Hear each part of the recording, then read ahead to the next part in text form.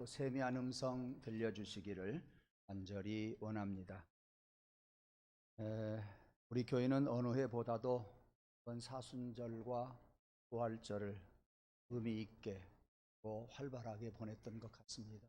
무엇보다도 약 46일 동안 날마다 함께 기도했다고 하는 것이 큰 의미가 있고, 그 기도를 들으신 하나님께서 이 모양 저 모양으로 우리 성도들에게 또 우리 교회 중에 큰 은혜를 주신 줄로 믿습니다. 우리 기독교는 크게 절기를 두 개로 나누라고 하면 성탄절과 부활절로 나눌 수 있습니다. 성탄절은 예수님이 하나님으로서 육신의 몸을 입고 이 땅에 오신 그러한 절기요, 부활절은 예수님이 십자가에 못 박혀 돌아가셨다가 3일 만에 부활하셨다고 하는 절기이지요. 사망 권세를 이기시고 그리고 원수 마귀를 다 이기시고 승리하신 절기가 바로 부활절입니다.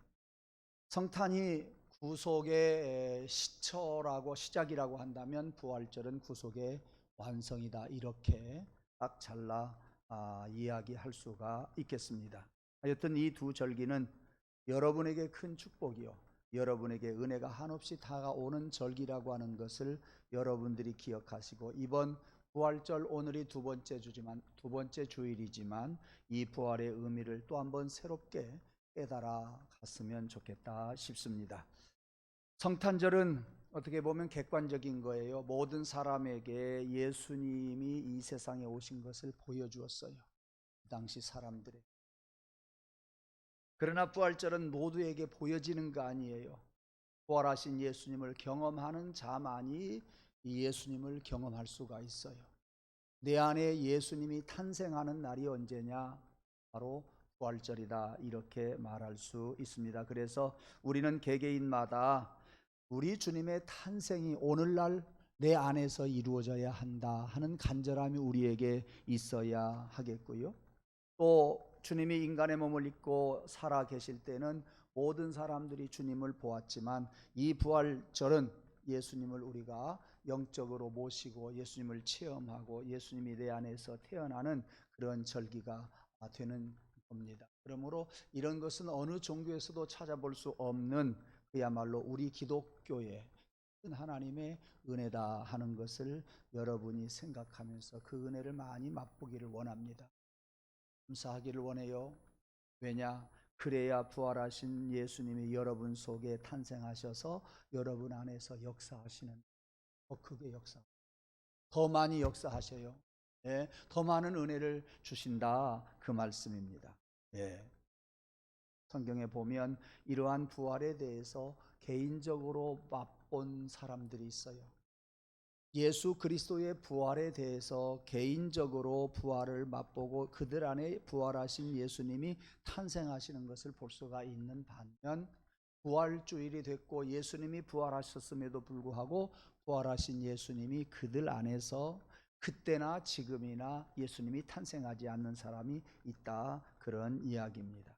오늘 간단하게 여러분들에게 말씀을 드리는 가운데에 여러분 심령 속에서 부활의 예수님이 탄생되기를 주님의 이름으로 축원합니다. 예.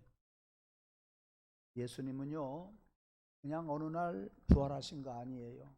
구약 시대에 오랜 동안 여러 선지자들이 메시아가 와서 죽으셨다가 부활할 것을 말씀해 주었고, 또 죽은 지 나흘이나 되었던 나사로를 살린 다음에 예수님이 말씀하셨어요.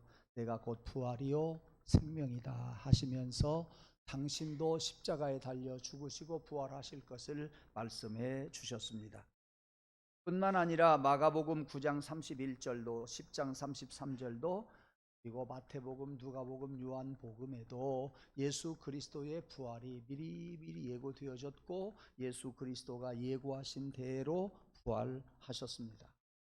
3일 만에 부활하신 우리 예수님께서 모양 저 모양으로 나타나셔서 가르쳐 주어요.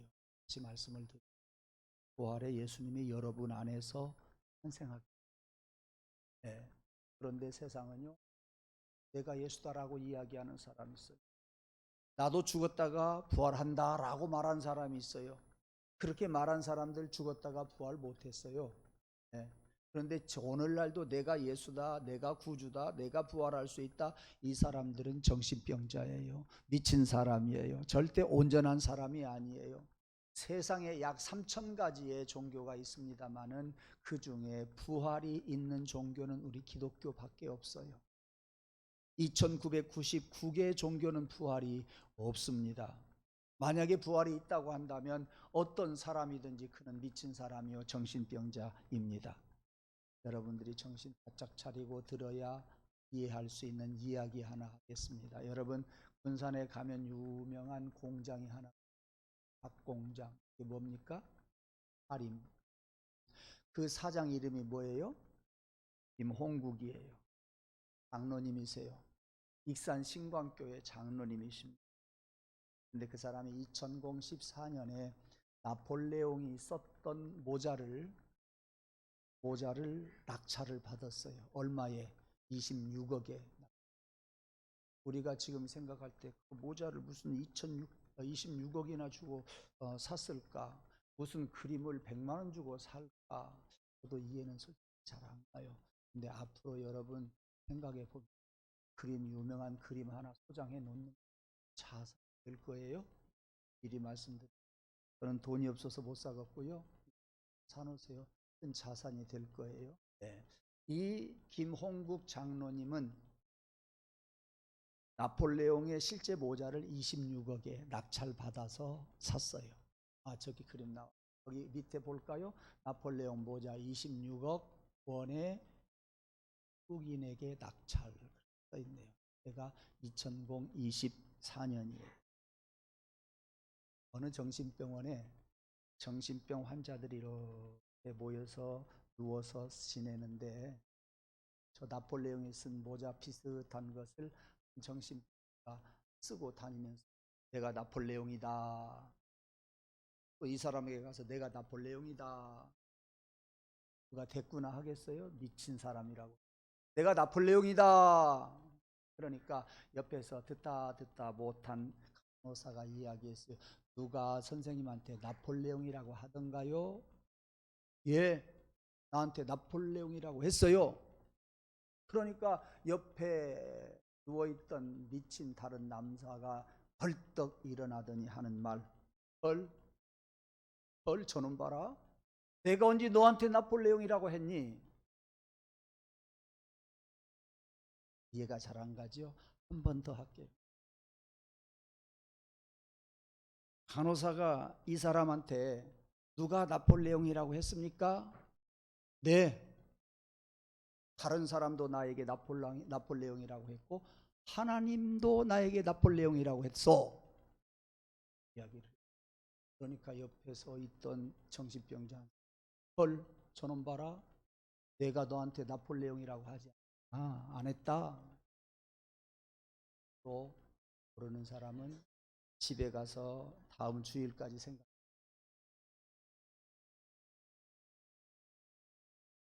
누가 자기가 하나님이라고 하면 미친 사람이에요. 절대 정신병자예요. 이만희 씨는 자기가 구주라고 이야기해요. 미친 사람이에요. 정신 빠진 사람이에요. 문선명 씨도 자기가 구주라고 이야기했어요. 예수라고 이야기했어요. 미친 사람이에요. 죽었다가 아직까지도 부활이 없어요. 근데 예수님은요, 이미 죽어서 무덤 속에 들어간 나사로를 살려놓고 내가 곧 부활이요 생명이다 말씀하셨고 주님이 예고하신 대로 주님은 부활하셨습니다. 자, 여기에서 우리가 항상 생각해야 할 것이 뭐냐? 부활하신 예수님이 예고하신 대로 부활을 하셨고 여러 차례 말씀하신 대로 부활을 하셨는데 이것이 우리의 믿음이어야 한다고 하는 것입니다. 오늘 본문으로 돌아가서 보십시다. 막달라 마리아와 야고보의 어머니 마리아 그리고 살로메라고 하는 세 여인이 사두었던 향품을 가지고 주님이 돌아가신 안식 후 첫날 새벽에 예수님의 무덤을 향해서 갑니다.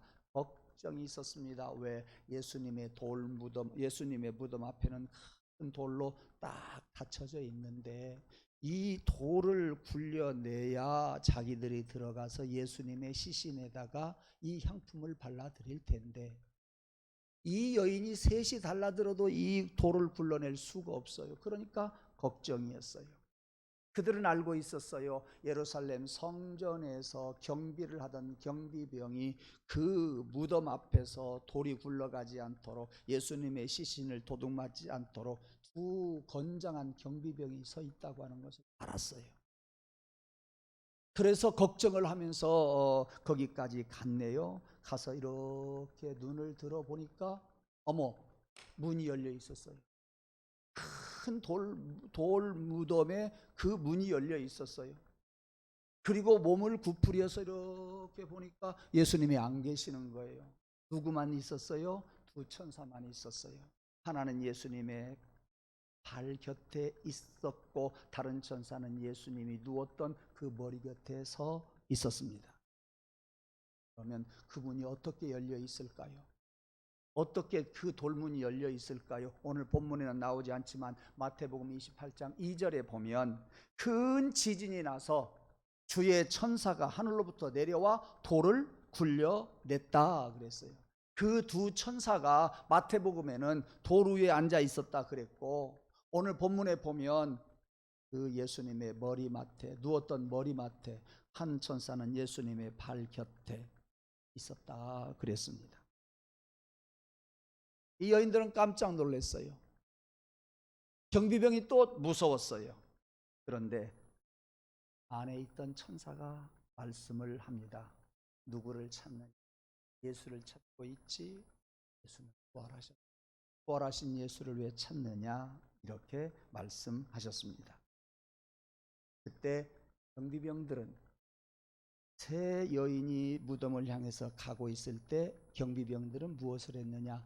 자기들이 예수님이 부활한 것을 보지는 않았지만 무덤문은 분명히 잘 지켰는데 돌도 굴러갔지만 아니 보니까 분명히 무슨 일이 있어요. 그래서 대제사장한테 갑니다. 경비병 둘이 가서 여차 저차 예수님이 살아나셨습니다 이야기를 하니까 대제사장이 뭐라 그랬어요? 돈을 꺼내주면서 야, 살아났다 절대 하지 말고 예수님의 제자들이 훔쳐갔다고 이야기하라 그랬어요. 그러니까 돈 주고 거짓말을 서로 하는 거예요. 네. 여러분, 예수님은요 3일 만에 부활하신 분이에요. 세상에 부활한 사람은 아무도 없어요. 공자도 석가도 마호멧도 절대 부활하지 않았습니다. 그들의 무덤이 다 있습니다. 여러분들이 이런 부활하신 주님을 오늘 저는 여러분들에게 간단히 말씀을 드리려고 해요. 생활 속에서 부활하신 예수님을 체험했으면 좋겠어요. 생활 속에서 부활하신 예수님이 여러분을 돕고 있다고 하는 것을 느꼈으면 좋겠어요. 예. 그래서 두 가지 이야기를 하고 마치겠습니다. 제가 신학대학 다닐 때 저보다도 3년 선배였던 고은 목사님이 계세요. 그분은, 우리는 기숙사에서 4명이 살았는데 그 사람은 뭐가 좀 잘났던 모양이에요. 조그마한 방 혼자 살았어요. 혼자 살았고 몸이 좀 그때도 약했어요. 그리고 시를 잘 썼어요. 그런데 안산에 가서 목회를 하면서 시인이 됐고요. 네, 유명한 시인이 됐어요. 그런데 그가 3가지 암이 동시에 걸렸어요. 그래서 동시에 수술을 합니다. 기적같이 나았어요. 지금도 살아계세요. 수술한 지가 오래됐는데 지금도 살아계세요. 근데 그분이 간증하는 이야기예요. 자기의 간증이 아니라 자기 교인의 간증이에요. 우리 교회에 김미자 집사님이라고 하는 분이 계시는데 그분의 남편이 위암이 걸렸어. 말기가 되었고 임파선까지 전이가 되었는데 이제는 죽을 날만을 기다리고 고통 중에 있는데 부활주일 아침 우리 교회에서 성찬식을 하고 있었는데 그 김미자 집사님이 성찬상에 임할 때에 떡을 수건으로 싸고 성찬상에 예수 그리스도의 피를 의미하는 포도즙을 병에 따로 담아서 가지고 예배 마친 다음에 바로 집으로 쫓아갔습니다. 여보 오늘 성찬식이 있었는데 이 떡은 예수 그리스도께서 십자가에 달려 죽으실 때 찢기신 예수님의 몸이요, 받아 드시오. 이것은 예수 그리스도께서 십자가에 달려 죽으실 때 흘리신 보혈의 피요, 받아 드세요. 이 여인은 성찬상에 임할 때 자기에게 오는 떡을 싸고 자기가 마셔야 할 이 포도즙을 이렇게 병에다가 담아서 남편에게 가서 주고 싶었던 거예요. 그래서 가지고 와서 이렇게 남편에게 주는데 남편은요, 못 먹고 것이다 생각 안 했어요. 다만 나 같은 사람, 우리 아내가 예수님의 살을 받아보라고, 예수님의 피를 마셔보라고 자기의 몫을 먹지 않고 교회에서 그것을 가지고 온 것이 얼마나 고맙고 나를 사랑한다 하는 것을 생각하면서 얼마나 감사했는지 몰라요. 그래서 그는 아내의 말대로 아내가 가지고 온 성찬의 떡을 먹었어요. 그리고 성찬의 잔을 마셨어요. 몇 시간 후에 그의 몸에서 열이 나더니 유암이 다 사라졌다고 하는 오훈 목사님의 신앙 간증이었어요. 왜 제가 이런 말씀을 드리느냐 하면 여러분들의 삶 속에서 부활하신 예수님이 오셔서 함께 해 주시기를 원합니다. 또 하나 이야기합니다. 요한복음 20장에 넘어가 보면 이런 이야기가 있어요. 막달라 마리아, 오늘 본문에 나오는 막달라 마리아가 무덤 밖에 왔어요. 서서 울고 있었어요. 예수님의 시신이 있나 없나 몸을 굽부려서, 허리를 굽부려서 이렇게 보니까 예수님은 보이지 않고 흰 옷 입은 천사가 둘이 있는 거예요. 아까 말씀을 드린 것처럼 하나는 예수님이 누워 계셨던 머리편에 있고 다른 천사는 예수님의 다리편에 앉아 있었어요. 몸을 굽부려서 예수님을 찾아보려고 하는 여인에게 한 천사가 말합니다. 여자여 어찌하여 우느냐. 예, 사람들이 내 주 예수님을 옮겨다가 어디에 두었는지 모르겠어요. 경비병도 마찬가지고 막달라 마리아도 마찬가지예요. 부활한 줄 모르고 누가 예수님의 시신을 갖다가 옮겨버렸는지 내가 모르겠어요. 가슴 아파 죽겠어요. 끝까지 예수님을 사랑하던 이 마리아, 막달라 마리아는 시신에다가 향품이라도 좀 발라드리려고 왔는데 어때요? 없는 거예요. 너무나도 절망스러웠어요. 가슴이 아팠어요. 이 말을 할 때 이미 예수님은 마리아 뒤편에 와 있었어요. 마리아의 눈에 보이지만 않았을 뿐이에요. 마리아가 알지를 못했어요. 그러나 예수님은 보고 계셨어요. 옆에 있었어요. 아까 말씀을 드린 것처럼 지금 마리아의 마음은 어땠어요? 오면서도 예수님이 어떻게 생겼을까? 가서 예수님을 만날 수 있을 것인지, 향품을 발라드려야 할 텐데 절망스러운 마음, 근심과 걱정과 두려운 마음, 그런 마음으로 가득 차 있었던 이 막달라 마리아, 이에게 뒤편에 계신 예수님께서 뭐라고 말씀하시느냐? 어찌하여 울며 누구를 찾느냐? 그 말은 뭔 말이에요? 야, 네가 찾는 예수가 나다. 여기 있다. 여기에서 오늘 저를 여러분들에게 메시지를 던지고 싶습니다. 암병에 걸렸던 남편의 모습을 통해서 여러분에게 메시지를 던지고 싶습니다. 우리에게도 질병이 있습니다. 우리에게도 근심이 있어요. 우리에게도 걱정과 여러 가지 앞날의 문제들이 많이 있어요. 우리는 그것을 크게 바라보면서 울고 있어요. 그것을 보고 걱정하고 있어요. 주님 부활하신 그분이 여러분 뒤에 계시는데 우리는 부활하신 예수님을 느끼지 못하고 사람 생각만 가지고 걱정 근심하고 있어요. 울고 있어요. 예수님을 찾고 있어요. 그런 여러분에게 부활하신 주님이 막달라 마리아에게 말씀하신 것과 같이 어찌하여 울며 누구를 찾느냐 하고 부활하신 주님이 여러분들에게 음성을 들려주시기를 주님의 이름으로 축원합니다. 이 부활이 남의 것이 아니라 나의 것이라 그 말이에요. 부활하신 예수님을 여러분들이 영접할 때에 여러분 속에서 예수님이 탄생하신다 그 말씀이에요.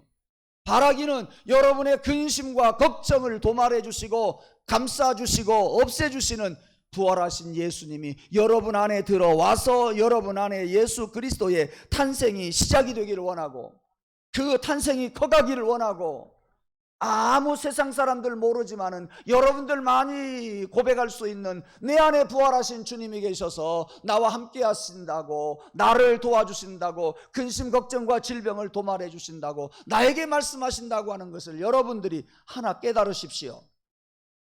또 다른 은혜를 주실 줄로 믿습니다. 적은 것을 여러분이 고백하십시오. 주님이 오셔서 큰 것 주실 줄로 믿습니다. 사람들이 생각할 때 하찮은 것 그것이라도 주님께 맡기고 기도할 때 주님은 그것도 주시거니와 다음에는 더 큰 것을 주실 줄로 믿습니다.